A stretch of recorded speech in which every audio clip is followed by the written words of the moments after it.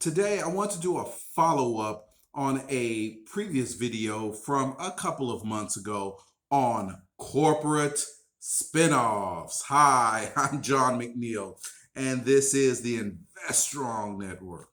Welcome. So, as I mentioned in the previous vid, uh, corporations do spin-offs and split ups for various reasons. Now, what they'll normally say is that they want to focus on a core operation of the corporation, and thus these ancillary operations kind of become dead weight, and so they want to either sell them to another company via private equity or sell them in the public markets via an initial public offering. Okay, well, that makes perfect sense, actually. But the reality behind these split ups and spinoffs can be much more complex and, in fact, much more questionable. And then the question becomes, well, would it be wise to invest in either the parent company or the spun off company after a transaction is completed? Well, we'll talk about that too later on in the vid. So the format for this particular video, what I wanted to do is take a sampling of some major spinoffs from recent times and also some proposed split ups and spinoffs going forward and see how these actions will affect the market. Okay, let's get right into it. The first company I want to talk about is GE. Now, I did a vid last year on how frustrated I had become with GE, having owned the shares for the better part of 20 years and have seen this company do nothing but essentially degenerate. Now, GE recently announced that they're going to basically split up into three major divisions, all of which will be publicly traded. Now, if you are a GE shareholder or a watcher of the company, you'll know that in fact GE's actually been in the process of spinning off and splitting up for the better part of 2 decades, beginning in the 2000s when they basically unloaded their NBC Universal unit to Comcast. Then, 2015, GE Capital, which was the largest portion of the GE conglomerate, it sold off a major portion of its commercial and consumer finance business to Wells Fargo and Blackstone, respectively. And in 2014, Synchrony Financial, which was the largest part of GE Financial, they spun that out into its own company entirely. And in 2016, GE Appliances, really the operation that we know GE from historically, maker of light bulbs and appliances and things like that, they basically sold that unit to Haier, a Chinese company. And so they actually exited that operation in its entirety. Wow. And then in 2019, they sold off their GE Transportation unit to Wabtec. GE Transportation being the maker of boxcars and railway systems and things like that, and just got totally exited that business also.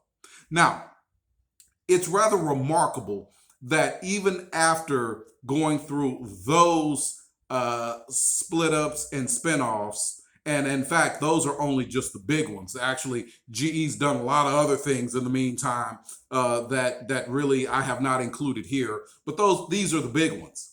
That even after doing all of this, by 2021, GE is still an outrageously bloated monstrosity that need to be split up. And in fact, the new companies, plural, would look something like this: GE Healthcare being one publicly traded company, GE Renewable Energy and Power being the second, and then the legacy mother company that'll be left over would be the remnants of the GE Capital operations that they're still holding, along with GE Aviation, right?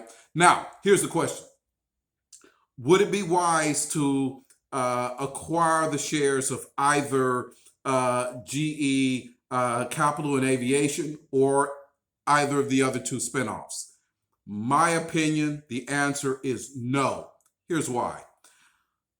When a corporation like GE goes through a split up or spinoff, if and only if the company, the mother company, is successful and growing, and its subsidiary operations are successful and growing before the split up or spinoff, would I be interested in acquiring the shares, right?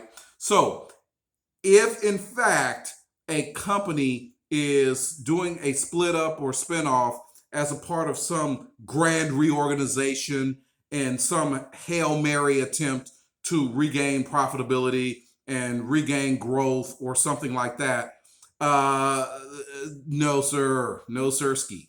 Because basically what they're trying to do is use the split off operation as an opportunity to load up the spun off companies with a bunch of debt from the mother company, unload those onto the public or private equity investors, and then try to grow the mother company with less debt and less dead weight. In either event, that's really not a very good recipe for potential investors, in my opinion, right? Now, I have recently experienced this, as I mentioned in a previous video, with Hewlett Packard Enterprises. So Hewlett Packard Enterprises was spun off out of the mother Hewlett Packard in 2015. Hewlett Packard, the mother company, loaded it up with a bunch of debt.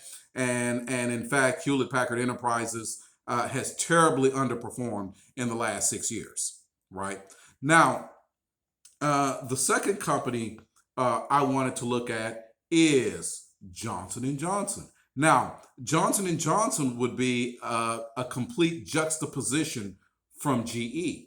Johnson & Johnson has grown strongly, has a powerful dividend, whereas GE severely cut its dividend a few years ago. J&J has been constantly growing its dividend. They also made a huge breakthrough with their single-shot CV-19 vaccination. But in addition to their pharmaceutical unit, their consumer brands, Band-Aid, many others, Q-tips, many others, have performed very, very well. So both the mother company and its subsidiary functions have all performed excellently over the last 2 decades, actually really over the last century. Now, Johnson & Johnson really recently announced that they would be splitting into 2 major corporations. So you'll have the pharmaceutical business, right?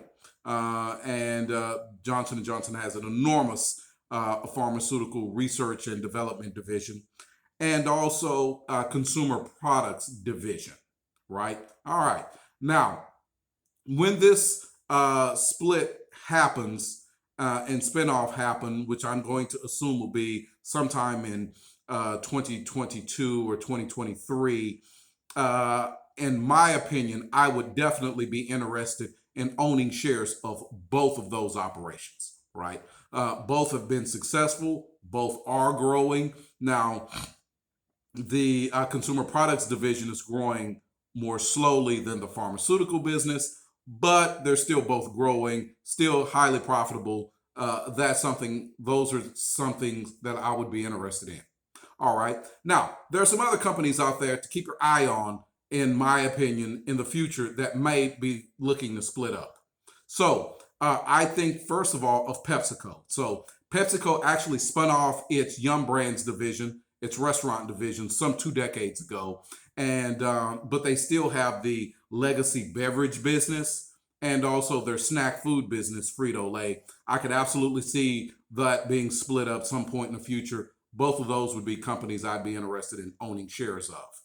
Now, then you have Berkshire Hathaway. Now, Warren Buffett and his partner Charlie Munger, God bless them, but they are, shall we say, seasoned and mature individuals, and that's putting it politely. And when, or unfortunately, if they depart the earthly scene, Berkshire Hathaway will be a wildly complex corporate structure with insurance being its primary operation and a bunch of other operations, on the side. I could certainly see Berkshire Hathaway being split up, and with the legacy of excellent management, I would not at all be opposed to owning shares in either the legacy company, the mother company, or the subsidiaries. Right.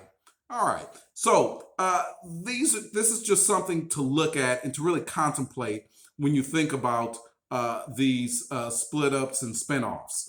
Do not, do not buy shares in companies that have been spun off from a struggling parent. Just don't do it, in my opinion. That's been a terrible result. Always look for growth, look for profitability, look for success before the spinoff. All right. So, hope you found this informative, instructive. If so, hit that thumbs up button. Do it for me. I'd appreciate it. Also, leave a comment. I'd love to know what you're thinking, what's on your mind. And if you've had any experiences with split ups or spinoffs, let me know. And of course, come on now. What am I going to ask? What am I going to ask? I'm going to ask you to subscribe. Subscribe, you, and you, to Invest Strong. I'd appreciate it.